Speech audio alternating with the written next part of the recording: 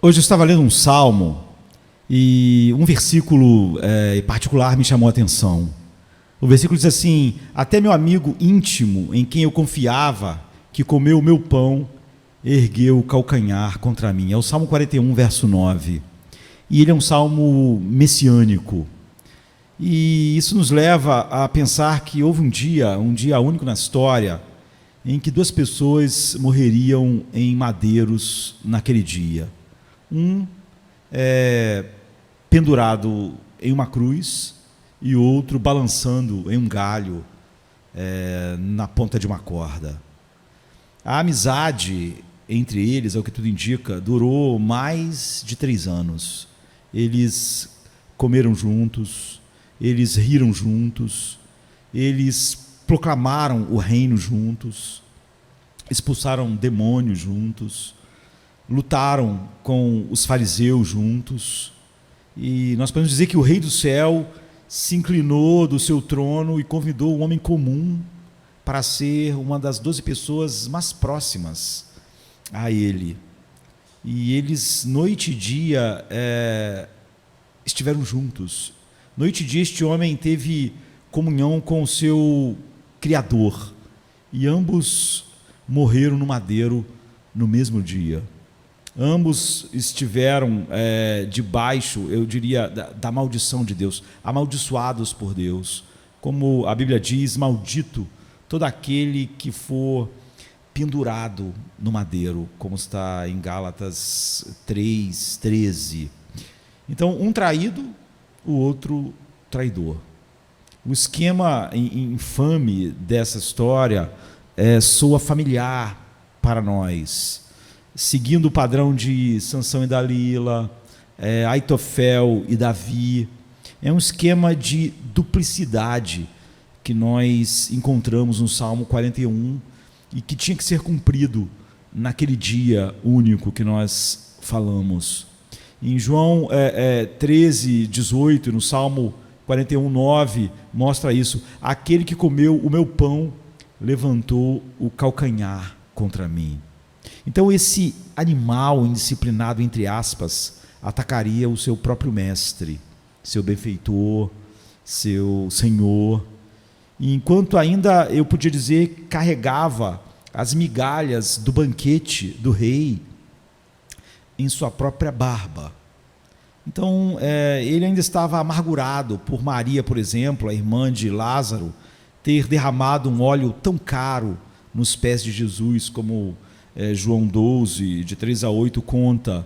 E ele ficou indignado porque disse que era melhor ter sido dado o preço daquele bálsamo, né, daquele perfume em dinheiro, para que ele pudesse roubar um pouco antes de usar nas despesas deles. Ele falou que aquele dinheiro poderia ser usado para os pobres e não desperdiçado num bálsamo jogado aos pés de Jesus.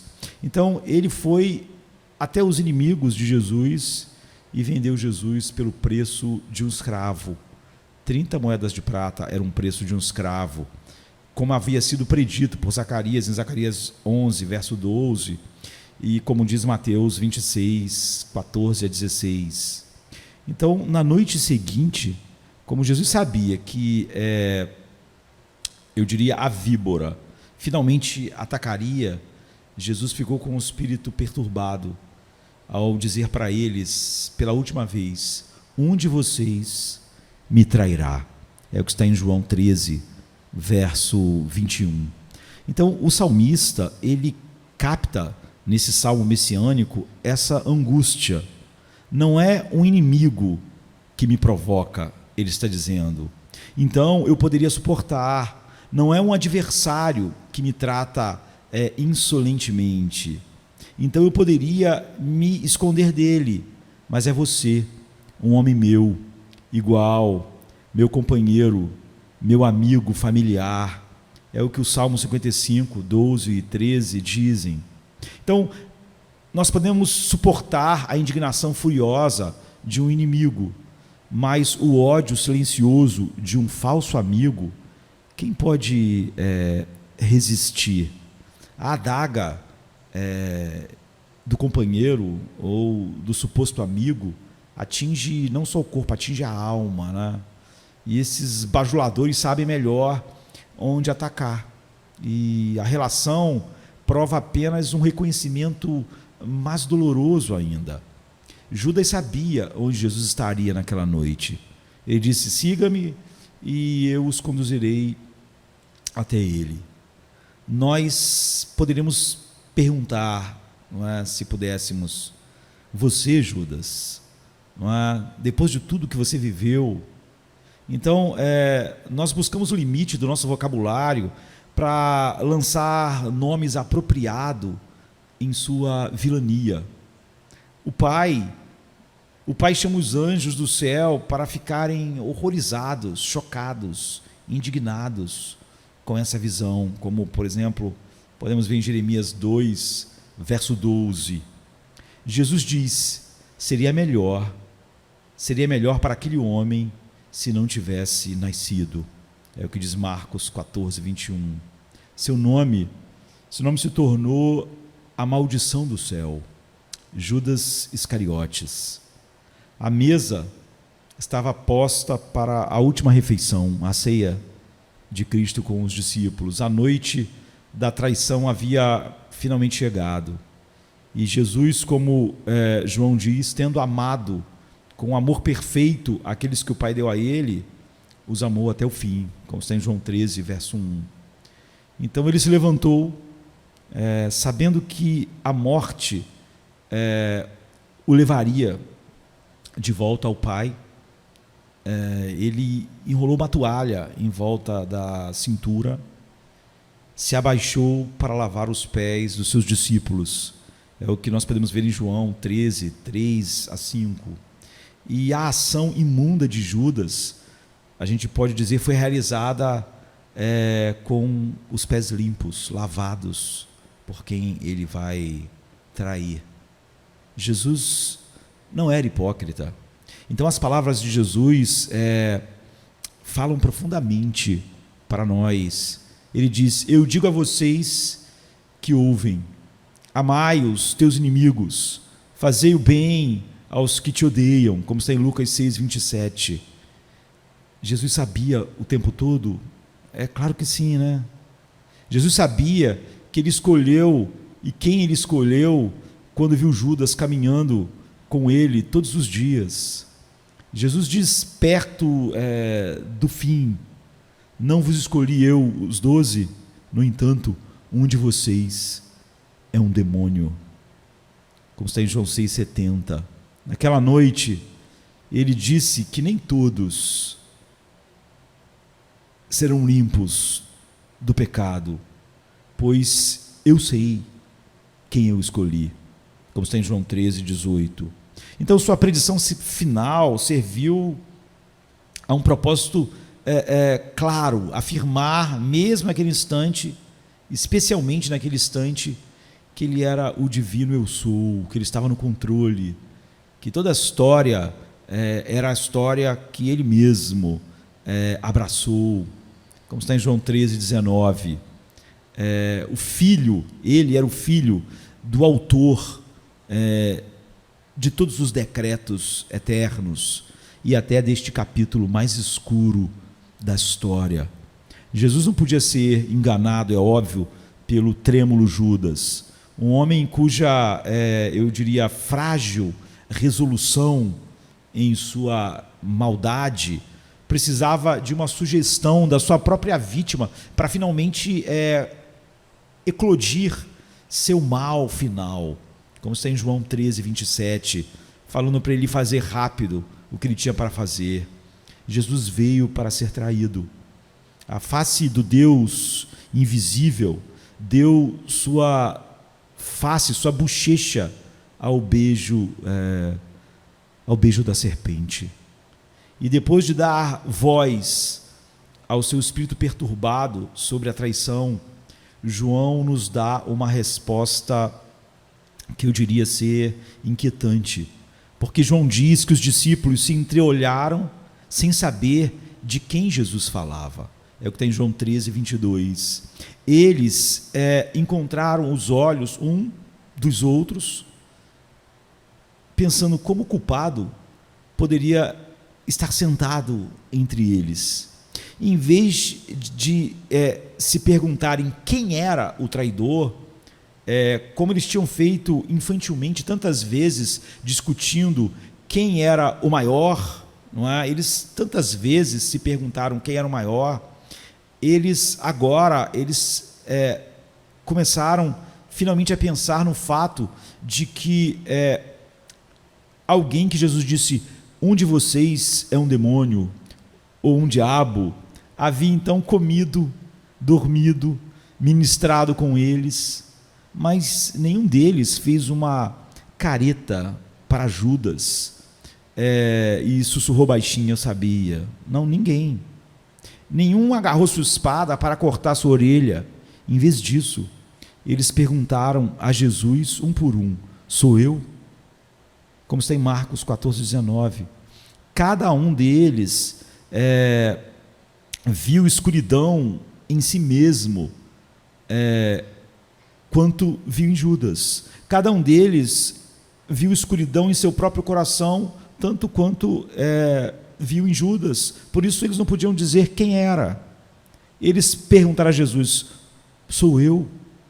Então Judas, ele parecia apenas um jovem devotado e bem educado. Ele também deixou tudo para seguir Jesus, como todos os outros. Ele também realizou sinais. Ele, ao longo do tempo, ganhou a confiança dos outros discípulos.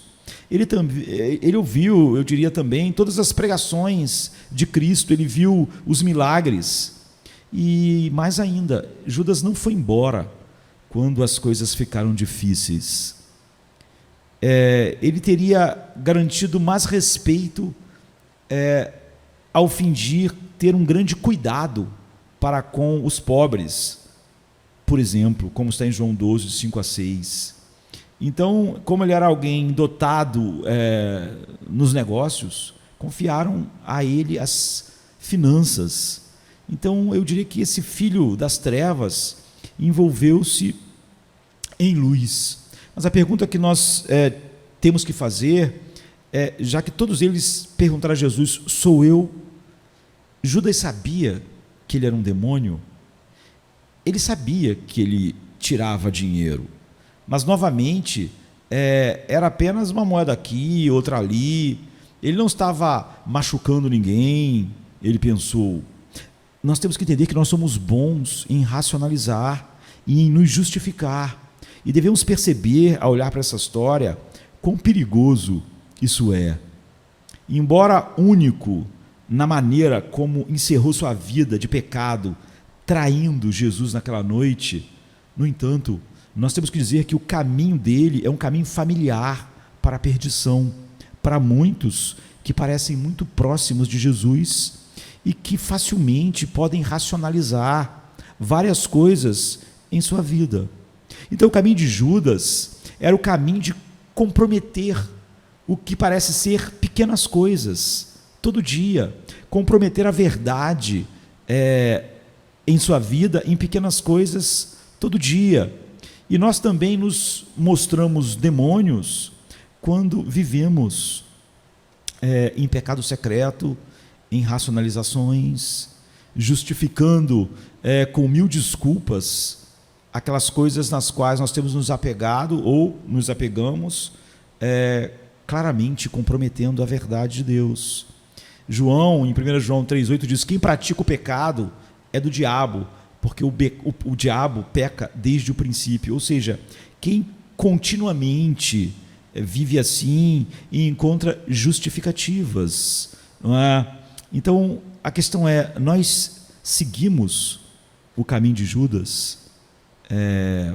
Deixe o corpo oscilante de Judas na árvore lembrar a você de onde as grandes promessas do pecado de Satanás, aonde as grandes promessas do pecado e de Satanás levam o homem. E ao mesmo tempo, ao olhar para esse homem pendurado no madeiro, na ponta de uma corda, e lembrar onde as grandes promessas do pecado e de Satanás levam, contemple a glória do segundo homem, que também vai terminar o dia pendurado no madeiro. A glória do segundo homem que deu sua vida por seus amigos. Ele, esse homem, conspirou, entre aspas, com seu pai. Eu acho melhor até nós darmos o nome certo, né? Ele fez uma aliança para ser punido como um Judas, para salvar homens da linhagem de Judas.